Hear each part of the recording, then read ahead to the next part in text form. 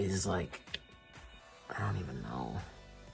Okay, what is up, you guys? Welcome back to my channel. So last week's video was about prosthetics,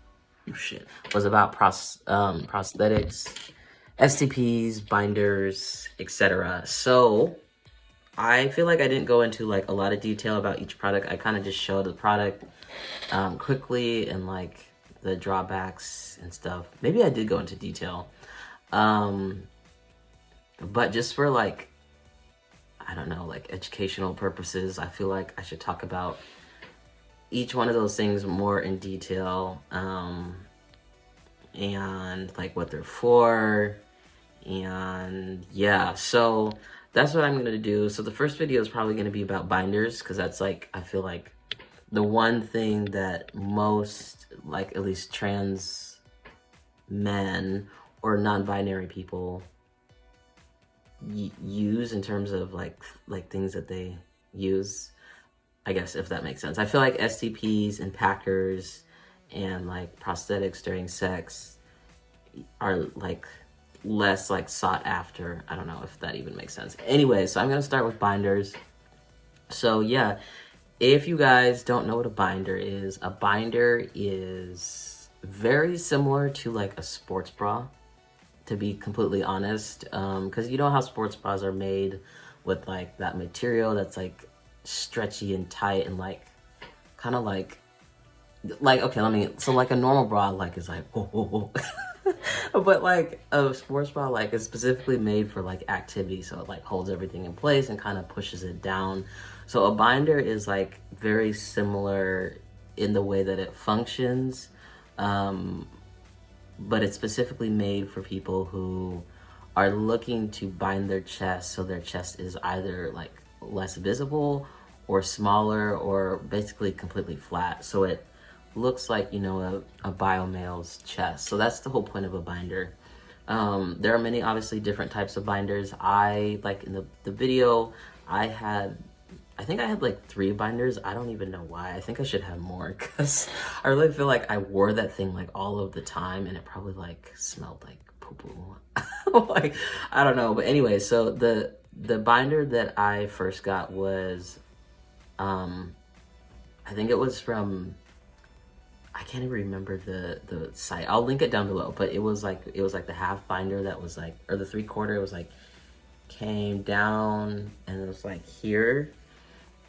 And it was tight. Like, I think I ended up getting the small at first, and like the first time, and you guys know this, the first time putting on a binder is like the worst. Like, it is so tight and you actually kind of have to adjust to it, because your body like, because it's so tight, like it kind of, yeah. So anyways, you have to adjust your breathing and adjust your lungs and adjust your posture, because it's so tight. At least for me, it like kind of like pulled my body over time, to the point where actually like I still sometimes walk like this. Like, I have to make like a mental note to like actually like pull my chest back, shoulders down, and just like walk, because like that binder would really just like pull my shoulders down and kind of collapse it.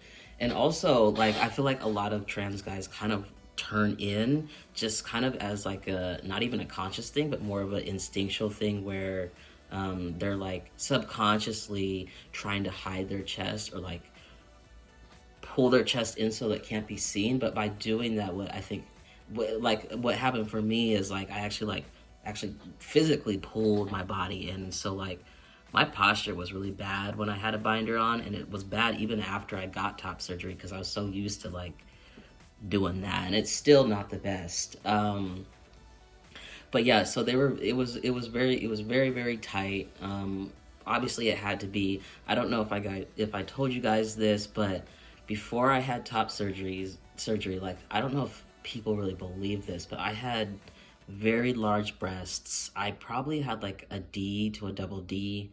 Like they definitely were not small enough to the point where I could just, you know, not wear anything, or like I definitely always had to be wearing something. And so that made it also very hard to bind, which is a thing for, you know, a lot of trans men who have larger chests before surgery, or if they choose to have surgery, or non-binary people, or whoever Like if you have a larger chest, um, it can be harder to bind because there's just more there. You gotta just like, ugh. Um, but yeah, so I think I started with a small and then I moved up to a medium because it was just too tight and I was just like couldn't breathe. And then I ended up getting another binder that was, it still had the tight part right here, but it was longer. So it was more like a, what do you call it? A tank top binder thing. So it had the material here, but it came all the way down in this kind of like stretchy material. Now I use that one sometimes, but with that one, what I found was that the bottom of the binder would like throughout the day would like roll up, and it'd be just really annoying to feel like that bump, and it would roll up and it would create this bump. And like a lot of the times, like I would try to hide the like outline of my binder, so I didn't like having that bump because I felt like people looked at it and like, oh, what is that, like a sports bra? Oh, you know, and whatever is going on in their head. So I always like, I didn't like that, so I tended to use the other binder more, because it was less visible through my shirt and it didn't roll up like that. So uh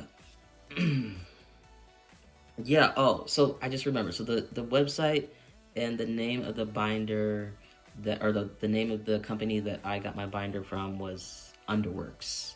And I still think they're a thing. Um, so what else about binders? Um, Yeah, so yeah, binders are, you know, probably can be used really by anybody who wants to, but specifically for trans people, they're for people who want to bind their chest so it gives a more masculine chest appearance, as well as just making your chest less visible. Um, and I think that's it. Yeah, if you guys have any other questions about binders, I think I'm gonna make a video about binders in sports and working out, because that is, at least for me, that was a huge thing.